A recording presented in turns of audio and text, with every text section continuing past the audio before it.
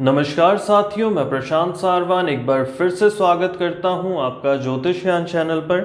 आज हम अपना लेसन नंबर 52 स्टार्ट करेंगे और रोचक नामक महापुरुष योग को पढ़ेंगे। कल की जो क्लास थी, जो हमारा पिछला लेसन था 51, उसमें मैंने पांचों महापुरुष योगों के विषय में बताया कि कौन कौन से ये योग होते हैं और किन ग्रहों द्वारा ये बनते हैं और किस प्रकार से ये बनते हैं। इसी टॉपिक को हम आगे बढ़ाएंगे और आज हम रोचक महापुरुष योग को पढ़ेंगे अलग से, और कुंडली पर भी मैं आपको एग्जाम्पल देकर समझाऊंगा कि किस प्रकार से रोचक महापुरुष योग बनता है। तो यहाँ पर मैंने एक छोटी सी डेफिनेशन लिखी हुई है, आप इसे देखें। मैंने कहा यदि मंगल ग्रह 1, 8, 10 राशि में हो और केंद्र में हो। दोबारा कहूँगा, यदि मंगल ग्रह 1, 8, 10 राशि में हो और केंद्र में हो तो रोचक नामक महापुरुष योग बनेगा। 1 नंबर राशि मेष राशि होती है, 8 नंबर राशि वृश्चिक राशि होती है और 10 नंबर राशि मकर राशि है। कल जो डेफिनेशन मैंने लिखवाई थी उसमें यही कहा था, यदि इन पांचों ग्रहों में से 5 ग्रह मैंने कौन से बताए थे आपको, मंगल, बुध, गुरु, शुक्र और शनि, यदि ये ग्रह केंद्र में हो और अपनी खुद की राशि में हो या फिर अपनी उच्च राशि में हो तो ये पंच महापुरुष योगों में से सभी ग्रह अपने अपने अनुसार एक योग बनाएंगे। जैसे मंगल के द्वारा रोचक योग बनता है तो मंगल यहाँ पर रोचक नामक महापुरुष योग बनाएगा। तो देखिए, मंगल की जो राशियाँ हैं 1 और 8, ये मंगल की स्वयं की राशि है, मेष राशि, वृश्चिक राशि, और मकर राशि में 10 नंबर राशि में मंगल उच्च के होते हैं।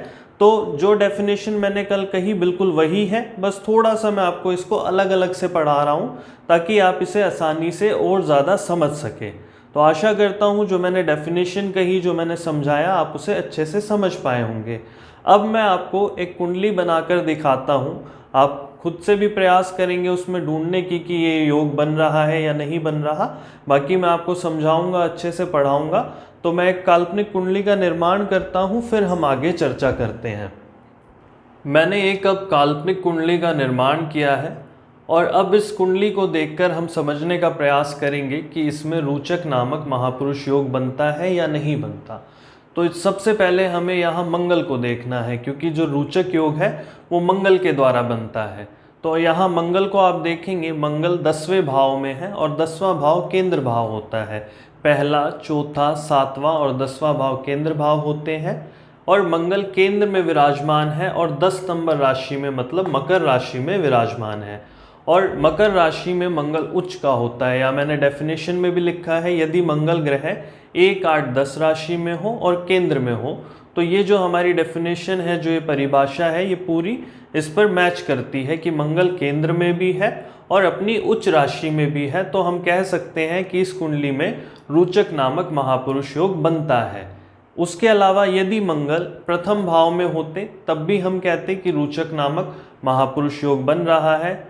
यदि मंगल 8वें भाव में चले जाते तब इस जन्म कुंडली में रोचक नामक महापुरुष योग नहीं बनता। क्यों नहीं बनता?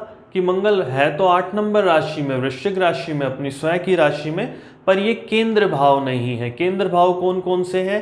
पहला, चौथा, 7वां और 10वां। यदि ये 8 नंबर राशि यहाँ पर लिखी होती तब हम कहते कि हाँ जी, रोचक नामक महापुरुष योग बनता है।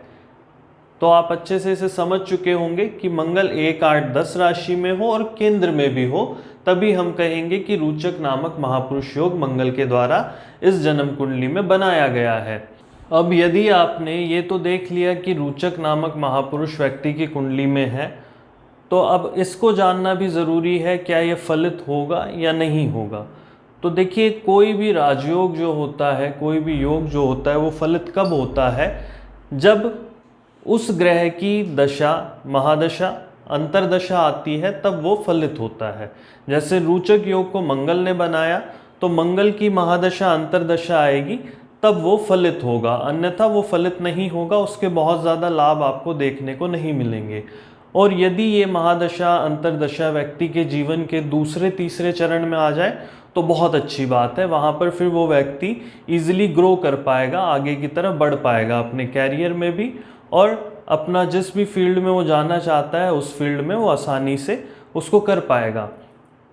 अब बात करते हैं इसके क्या अच्छे फल कथन हो सकते हैं, क्या इसके बेनिफिट होंगे यदि किसी व्यक्ति की कुंडली में ये योग बनता है। तो यहाँ पर आपको मंगल के स्वतंत्र कारकत्व को भी समझने की ज़रूरत है। केवल 2-4 बातें जो मैं बता दूं वही नहीं कहनी है, आपको अपना भी दिमाग लगाना है। पूर्व में मैं बता चुका हूं कि मंगल क्या है, मंगल से किन किन चीज़ों को देखा जाता है, तो वो सभी बातें आपको पता होनी चाहिए। उसके अलावा मंगल जिन भावों के स्वामी हैं उन भाव से रिलेटेड भी यहाँ पर शुभ फल होंगे, क्योंकि ये जो राजयोग बनाया गया है ये मंगल के द्वारा बना है। उसके अलावा मंगल जिस भाव में बैठा है उस भाव से रिलेटेड भी शुभ फल मंगल यहाँ पर करेगा। तो इसको आपको खुद समझने की ज़रूरत है। जैसे मैंने पहले भाव से बताया था कि यहाँ से आदमी खुद होता है, यहाँ से विवेक को देखा जाता है, शरीर को देखा जाता है। 10वें भाव से हम कैरियर को देखते हैं, 8वें भाव से हम गुप्त विद्याओं को देखते हैं। मानता हूँ कि 8वां भाव त्रिक भाव में आता है, बुरा भाव माना जाता है, पर यहाँ से जो अच्छे फल होते हैं, जैसे हम रिसर्च की बात करते हैं, तो वो जो शुभ फल है वो मंगल हमें यहाँ देगा। यदि मंगल खराब होते तो यहाँ से मिलने वाले अशुभ फल हमें मिलते, पर यहाँ पर मंगल अच्छे हैं, राजयोग बना रहे हैं, तो हम अच्छी अच्छी बातें करेंगे, पॉजिटिव बातें करेंगे, अच्छे फलों को कहेंगे। 2-4 बातें मैं यहाँ पर कहता हूँ। देखिए, मंगल को हम ताकत से जोड़ते हैं, मंगल को साहस से जोड़ते हैं, तो ऐसा व्यक्ति बहुत ज़्यादा साहसी होगा, है ना। मंगल से हम क्या देखते हैं, हम पुलिस फोर्स को देखते हैं, किसी भी फोर्स को देखते हैं। मंगल से हम आर्मी को देखते हैं, तो ऐसा व्यक्ति आर्मी का बहुत बड़ा अफसर हो सकता है, ऐसा व्यक्ति पुलिस का बहुत बड़ा अफसर हो सकता है, ऐसा व्यक्ति रक्षा मंत्री हो सकता है ना। क्योंकि देखो, रक्षा का जो काम है वो मंगल का है, मंगल सेनापति है, तो ऐसा व्यक्ति रक्षा मंत्री भी हो सकता है। आपको एकदम से ये नहीं कहना आप होंगे, आपको वहाँ पर काल देश पात्र की स्थिति को भी लगाना है, उसको भी देखना है। ये नहीं कि कोई व्यक्ति आ रहा है और आप आते ही उसे कह दीजिए आप तो रोचक महापुरुष योग लिए हुए हैं और आप तो रक्षा मंत्री बन जाएंगे। देखिए, सभी चीज़ें सब लोग नहीं प्राप्त कर पाते। उसके लिए जब हम प्रोफेशन को पढ़ेंगे, कैरियर एनालाइज करेंगे, तब उसे अच्छे से हम समझेंगे कि क्या व्यक्ति ये रक्षा मंत्री बन सकता है या फिर ये पुलिस ऑफिसर बन सकता है, नहीं बन सकता। पर यहाँ पर ये फलकथन हो सकते हैं, ऐसा व्यक्ति पुलिस को ज्वाइन कर सकता है। अब वो किस पद पर जाएगा हम यहाँ पर वो बात नहीं करेंगे, हम कह सकते हैं कि ऑफिसर हो सकता है। होगा या नहीं होगा इसको भी हम आगे और अच्छे से समझेंगे। जैसे जैसे धीरे धीरे हम अपने आगे लेसन्स लेकर आते रहेंगे, आगे जो हम फलित ज्योतिष को पढ़ेंगे, जब हम फलित करना शुरू करेंगे तब हम इन चीज़ों को वहाँ पर सीखेंगे। अभी आप इतना समझे कि किस प्रकार के बेनिफिट इसके द्वारा हो सकते हैं। उसके अलावा देखिए, मंगल से हम प्रॉपर्टी को देखते हैं, भूमि को देखते हैं, भवन को देखते हैं। तो जब भी मंगल की अंतर्दशा महादशा होगी तो ये व्यक्ति अपना घर बना लेगा, कोई अच्छी प्रॉपर्टी खरीद लेगा, प्रॉपर्टी से इसे लाभ हो जाएगा। तो इस प्रकार की बातें हम कह सकते हैं कि जी, यदि कोई व्यक्ति आपके पास आया और उसने आपसे पूछा क्या मैं प्रॉपर्टी खरीद लूँ, और आपने देखा कि उसकी कुंडली में रोचक नामक महापुरुष योग है और अभी हाल ही में उसकी मंगल की महादशा या अंतरदशा शुरू हुई है, मंगल की अंतरदशा लिए हुए है वो, तो आप तुरंत कहें कि हाँ जी आप बिल्कुल प्रॉपर्टी खरीदें, आपको इससे लाभ होगा। तो इस प्रकार के भी फलादेश आप कर सकते हैं। इसे और अच्छे से हम कब पढ़ेंगे, जब मैं आपको कुंडलियाँ बनाकर जब फलित करना सिखाऊंगा, किस प्रकार से फलादेश करते हैं, तब हम इसे और ज़्यादा अच्छे से समझ पाएंगे। अभी केवल आपको योगों को समझना है, राजयोग के विषय पर हमारी सीरीज चल रही है, क्योंकि जब हम फलित करेंगे इन सभी चीज़ों का प्रयोग करेंगे।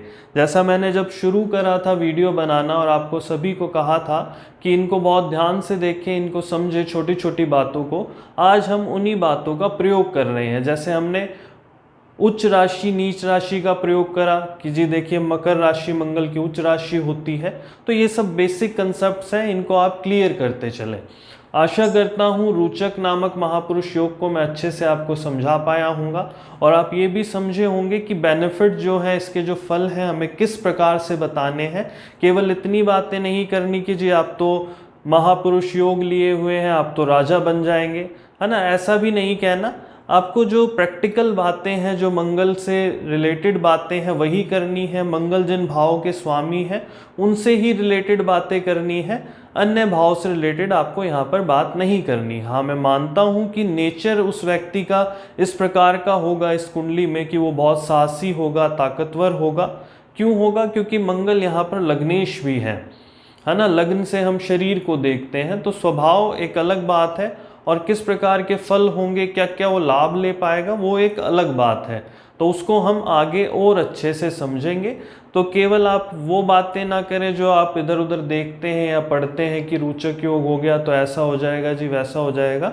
आप प्रैक्टिकल बात करें, मंगल से रिलेट बात करें, जिन भाव के स्वामी मंगल बनते हैं उनसे रिलेटेड आप फल कथन करें, तो आपको बहुत अच्छे रिजल्ट्स इसके मिलेंगे और जो आप प्रेडिक्शन करेंगे वो बिल्कुल सही होगी।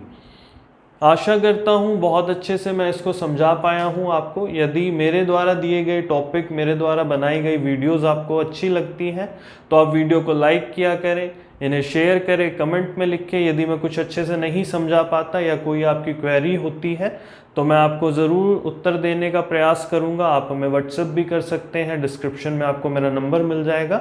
और चैनल को भी सब्सक्राइब कर लें ताकि भविष्य में हमारी जितनी भी वीडियोस आएंगी उनकी नोटिफिकेशन आपको मिलती रहे, आसानी से आप वीडियोस को देख सकें, इनका लाभ उठा सकें व ज्योतिष सीख सकें।